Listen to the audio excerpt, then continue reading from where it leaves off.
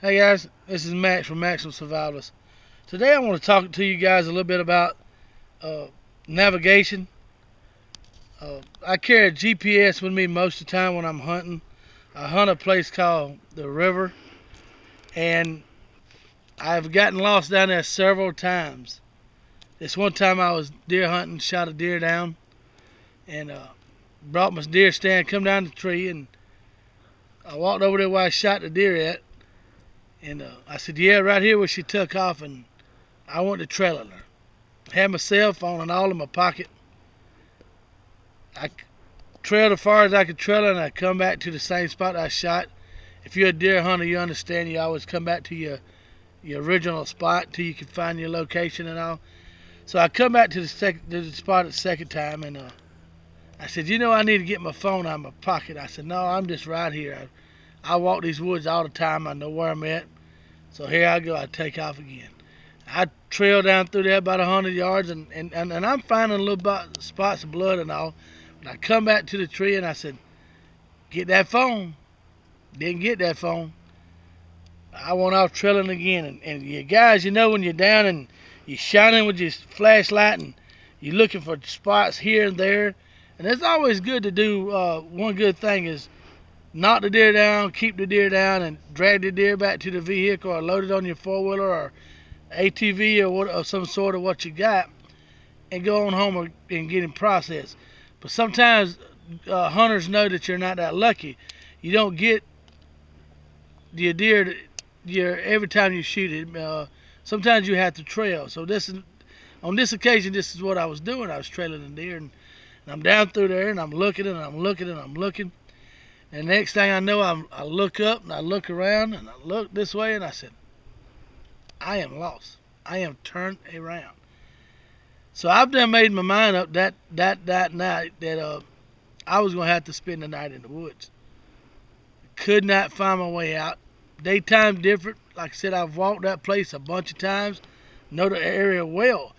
But when it gets dark in the woods, it ain't nothing like getting dark in a field or nothing like that, or where you can see house lights, or it's nothing like that. You a mile back down on a river, and it's dark, baby. It's dark, and it ain't. So I'm walking along, and I said, well, I'm looking around for the biggest tree that I can get up, because when it gets dark down there, man, they coyotes, you just hear them echoing down through the woods. And, that's the first thing I'm remember, you got a gun, but all these coyotes, you're liable to get eaten up by in the morning. So I'm walking along, and I spot one thing. And guys, remember this. When you're walking along and on trails and all, pick out things that looks kind of odd. Could be a tree trunk that's kind of shaped into Elvis or anything. But remember that, because if you have to backtrack and you're lost, and you say, well, where am I at, and you come up on this stump and it's shaped like this, like a bird or like Elvis or whatever, you know that you've been by that spot. And that's what happened to me. They used to have coon buckets down on the river to feed the coons, and I come across this one white bucket, and I knew I was out of there. I knew once I found that white bucket, I knew how to get out. And come on out. I was an hour behind. Forgot about the deer. Was just glad that I could get out that night. And I knew right then that I was going to go get me something to get me out of there. And I went and bought a GPS. This is the Garmin. The eTrex is the Venture HC. Very good GPS. It gives you tracks, mark your location. I can mark my truck. I can mark my deer stand, my last location in different spots, and then I can track back to that. So a GPS is really good in situations like this. And it always helps you if you have numerous of deer stands, and you don't go to this stand over here every day, and you say, hey, I'm going to hunt stand C, but I haven't hunted this year. But, if you got that marked on your GPS, guys, you can get back to it. This is another good thing. If the grid goes down, this GPS won't work. If everything goes down, you might well just toss this or throw it back in your bag. A GPS, excuse me, guys, a compass, this is a silver compass. Once you learn how to read it and how to navigate it, it's a very good thing to have. You just put the red in the shed, orient it to your map. We won't go in that today.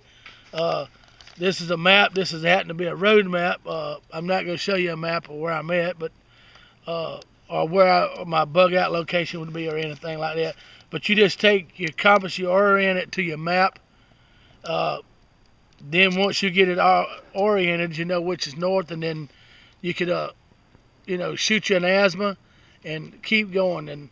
And I like compasses. A buddy of mine used to coon hunt.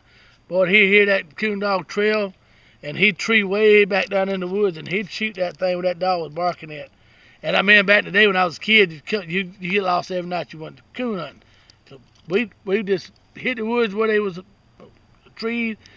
Once we got the coon, and then you lost. 5 o'clock in the morning, Dad's looking for you, and all that. School next day, but they wouldn't let you stay home. They'd send you right on to school. Compass is good to have. This guy, he shot the asthma where the dog was at. Went in there and got the coon, come right back out within 10 foot from the truck. It's always good to have maps in your bug out bags or your EDC bags. I go hunting. If I'm hunting at the river, this is on me. My cell phone is on me. I won't never get caught with my pants down again. Guys, this has been Max from Maximum Survivors. If you haven't subscribed, please subscribe.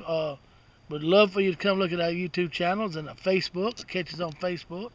Always remember to be careful, and God bless America.